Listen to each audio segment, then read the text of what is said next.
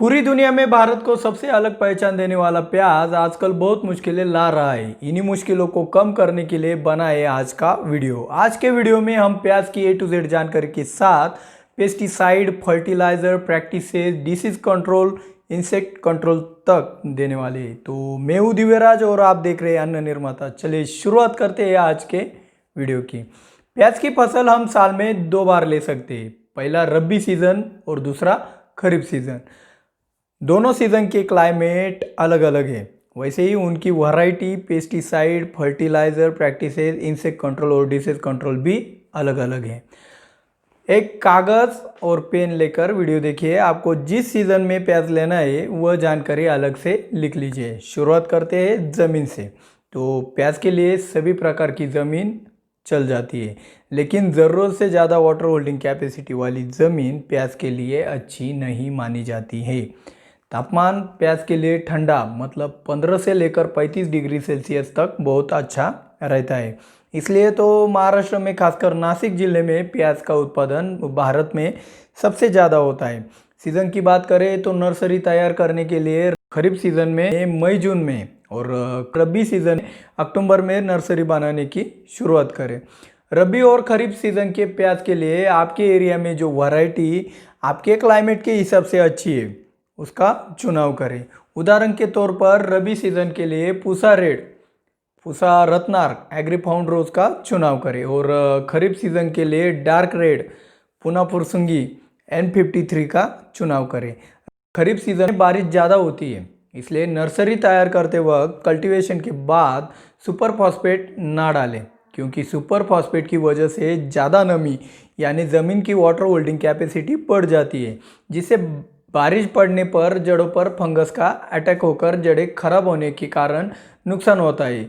यह बारिश के पानी के कारण जो ज़मीन में नाइट्रोजन लेवल बढ़ जाती है उसके कारणवश ऐसा होता है। तो मेरा मानना यह है कि खरीफ सीजन में सुपर फॉस्फेट की जगह मैग्नीशियम सल्फेट का इस्तेमाल करना चाहिए। मैग्नीशियम से ज़मीन में नाइट्रोजन लेवल कम होकर जड़ों का फंगस से बचाव होता है। और रबी सीजन में बारिश न होने के कारण आप बीज डालने से पहले सुपर फॉस्फेट, लकड़ी की राख, गोबर के खाद का इस्तेमाल कर सकते हैं। आपकी जानकारी के लिए राख के 2 प्रकार होते हैं। एक सफ़ेद राख जिसमें सिलिकॉन ज़्यादा होने से राख को सफ़ेद रंग आता है, और दूसरा काली राख जिसमें कार्बन ज़्यादा होने से राख को काला रंग आता है। सिलिकॉन और कार्बन दोनों ही प्याज की फसल के लिए फायदेमंद होते हैं। प्याज की फसल 1 एकड़ करने के लिए कम से कम 3 किलो बीजों की आवश्यकता होती है। अब बीजों को डालने से पहले सीड ट्रीटमेंट यानी बीजोपचार करना बहुत ज़रूरी है। सीड ट्रीटमेंट के लिए UPL कंपनी का साप बहुत अच्छा है, जिसमें कार्बेंडाजिम और मैंकोजेब दोनों है। या आप ट्राइकोडर्मा का भी सीड ट्रीटमेंट के लिए इस्तेमाल कर सकते हैं। साप 3 किलो बीज के लिए 100 ग्राम का इस्तेमाल करें और ट्राइकोडर्मा 3 किलो बीजों के लिए 1 किलो ट्राइकोडर्मा का इस्तेमाल करें। बीज डालने के बाद वाटर मैनेजमेंट ज़मीन के हिसाब से करें। अगर वाटर होल्डिंग कैपेसिटी ज़मीन की ज़्यादा हो तो पानी देने के लिए ज़्यादा दिनों का अंतर रखें, और वाटर होल्डिंग कैपेसिटी ज़मीन की कम हो तो कम अंतराल में फसल को पानी देते रहे। बीज डालने के बाद 10 दिन बाद दोनों सीज़न के लिए 20 लीटर पानी के हिसाब से फॉस्फोरिक एसिड 2 मिली प्लस बाविस्टीन 20 ग्राम प्लस कैप्टाप 50 ग्राम प्लस कॉम्फिडर 10 मिली plus silicone 50 gram plus Nuvan 20 मिली का स्प्रे करें। और पानी देते वक्त खाद में खरीफ सीज़न के लिए 10-26-26 का इस्तेमाल करें और रबी सीज़न के लिए 18-46 का इस्तेमाल करें। इसके और 10 दिन बाद अगर पत्तियां ज़्यादा हरी भरी ना हो तो खरीफ सीज़न के लिए कैब्रिटॉप 40 ग्राम प्लस डेलीगेट 10 मिली प्लस सिलिकॉन 50 ग्राम का छिड़काव 20 लीटर पानी में से करें।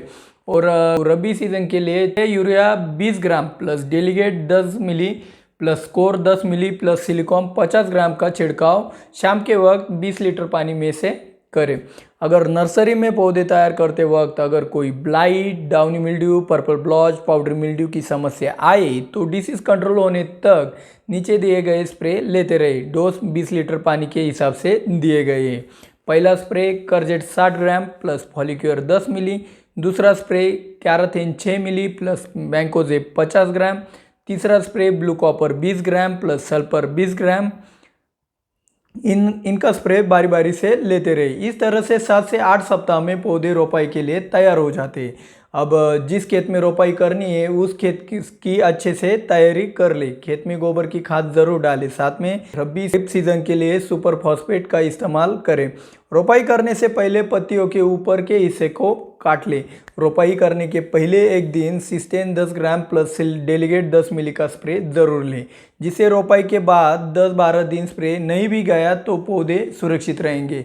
रोपाई करते वक्त जमीन के अनुसार पौधों में अंतर रखें। साधारणतः यह अंतर 2 लाइनों में 5 इंच और 2 पौधों में 4 इंच का होता है। रोपाई के वक्त पानी का बहाव धीमा रखें। दूसरा, पानी देने से पहले दोनों सीजन के लिए फॉस्फोरिक एसिड 2 मिली गोल 20 मिली प्लस टारगा सुपर 20 मिली प्लस कराटे 20 मिली 20 लीटर पानी में मिलाकर छिड़काव करें। इस स्प्रे से लगभग सभी खरपतवार नष्ट हो जाएंगे। दूसरा, पानी देने से पहले खरीफ सीजन के लिए 12-32-16 और मैग्नीशियम सल्फेट का डोज दे और रबी सीजन में urea plus sulphur plus zinc sulphate का डोज दे।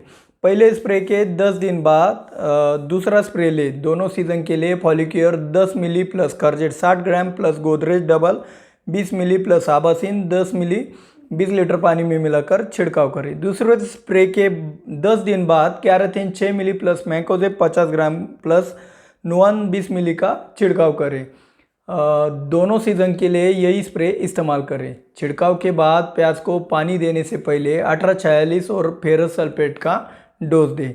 चौथा स्प्रे दोनों सीजन के लिए ताकत 25 ग्राम प्लस अल्फामेथ्रिन 20 मिली प्लस लियोसिन 20 मिली का स्प्रे 20 लीटर पानी में मिलाकर ले और 15 दिन बाद पांचवा spray blue copper 20 gram plus sulphur 20 gram plus Nuvan 20 मिली 20 लीटर पानी में मिलाकर छिड़काव करें।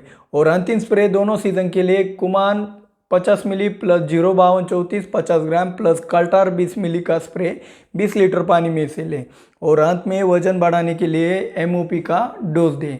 करीब 140 से 150 दिनों बाद पत्तियां नीचे गिरना शुरू हो जाती है, तो प्याज की हार्वेस्टिंग करें। खरीफ सीजन में पत्तियां नीचे नहीं गिरती है तो ऐसे में एक बड़ा प्लास्टिक का ड्रम प्याज की फसल के ऊपर से ले जाए, जिससे पत्तियों का रसायन कण में जा सके। हार्वेस्टिंग करते वक्त कण से 3 सेंटीमीटर के अंतर पर पत्तियां काट ले। अब और अंत में आज के सवाल जवाब। ट्रू पेट्रियोट ने पूछा है कि प्याज पर बैक्टीरियल ब्लाइट आता है क्या, और उसका उपाय बताइए। बैक्टीरियल ब्लाइट प्याज पर आना आम बात है। इसके उपाय के लिए ब्लू कॉपर और स्ट्रेप्टोसाइक्लिन का स्प्रे ले ले। धीरज ठाकरे जी ने पूछा है कि वाइट रॉट को कैसे कंट्रोल करें, और इसी प्रकार का एक और सवाल ट्रू पेट्रियोट जी ने पूछा है कि ज़्यादा बारिश या पानी से जो प्याज सड़ जाता है वह फंगस, वायरस या बैक्टीरिया से सड़ता है क्या हम इसे रोक सकते हैं क्या? जी भाई, ज़्यादा बारिश के कारण या पानी के कारण प्याज सड़ जाता है। इसे अंग्रेजी में बैक्टीरियल सॉफ्ट रॉट कहते हैं और यह नाम से ही पता चलता है कि यह बैक्टीरिया के कारण होता है। और वाइट रॉट इसका ही एक प्रकार है। इसके कंट्रोल के लिए मेरे पास एक ही उपाय है, जल्द से जल्द ज़्यादा पानी खेत में से निकाल देना और कॉपर डस्ट जो 25% की आती है उसकी डस्टिंग करना। सिद्धाना कुरी जी ने पूछा है कि 1 एकड़ में कितने क्विंटल की प्याज की फसल आ सकती है। तो भाई यह तो ज़मीन पे डिपेंड करता है। हल्की ज़मीन में फसल कम वजन देगी और भारी ज़मीन में ज़्यादा, इसलिए हम फिक्स नहीं बता सकते कि कितने क्विंटल का प्याज आ सकता है। संकेत जाधव और विकास पोटे जी ने पूछा है कि प्याज की साइज बढ़ाने के लिए उपाय बताइए। तो भाई, रोपाई के बाद 2 महीनों में जितनी ज़्यादा हो सके उतनी पत्तियां बढ़ा ले और बाकी के 2 महीने में उनकी ग्रोथ होने से रोके, जिसके लिए आप एक से ज़्यादा कुमान 05234 का स्प्रे भी ले सकते हैं। आप लियोसिन और कल्टार का भी इस्तेमाल कर सकते हैं। रामदास वाजे जी ने पूछा है कि थ्रिप्स के लिए एबामेक्टिन चलता है क्या, और कार्बोसल्फान के पानी में जड़ों को डुबोकर रोपाई की जाए तो चलेगी क्या? तो भाई, एबामेक्टिन भी एक बेस्ट थ्रिपिसाइड है जिससे यह थ्रिप्स को आसानी से कंट्रोल करता है और कार्बोसल्फान में जड़ों को डुबाकर रोपाई करने से कीटकों का प्रकोप कम हो जाएगा तो चल जाएगा। भाऊ साहब तुपे जी ने पूछा है कि प्याज को स्टोर करते वक्त काला फफूंद का प्रकोप क्यों होता है और प्याज को ज़्यादा सल्फर क्यों लगता है। तो तुपे जी, जो काला फफूंद आता है वह कोलेटोट्रिकम सीरिसिनस के नाम के फंगस से की वजह से आता है। इस फंगस का प्रकोप सफ़ेद प्याज में ज़्यादा होता है। इसकी शुरुआत प्याज निकालने से पहले ही हो जाती है। इसके कंट्रोल के लिए कोई भी फंजीसाइड का स्प्रे प्याज निकालने से पहले ले ले। अब रही बात सल्फर की, तो हर एक फसल को एक न्यूट्रिएंट ज़्यादा पैमाने पर लगता है। जैसे कि ज्वार की फसल में सबसे ज़्यादा फेरस की ज़रूरत होती है, तभी वह फसल अच्छी आती है। रामदास वाजे जी ने पूछा है कि प्याज की फसल में कॉपर और सिलिकॉन का क्या महत्व है और इस अभियान कब इस्तेमाल करें और क्या वह प्याज की फसल पर काम करता है क्या नहीं। भाई, कॉपर से फंगस अटैक नहीं होता है और कॉपर नाइट्रोजन लेवल को कम करता है, जिससे प्याज ज़्यादा दिनों तक सुरक्षित रहता है। और सिलिकॉन से फसल तंदुरुस्त होती है। इस अभियान सीवीड है, जिसका इस्तेमाल पत्तियां बढ़ाने के वक्त करना चाहिए। गजानन साइनी जे ने पूछा है कि राजस्थान में दिसंबर में कौन सा प्याज लगाया जाए। तो भाई, वैरायटी आपके क्लाइमेट को एडजस्ट करने वाली लगाए। आपके एरिया में जो भी पॉपुलर वैरायटी है उसका चुनाव करें। आपके प्यार और स्नेह के लिए धन्यवाद। जय जवान जय किसान।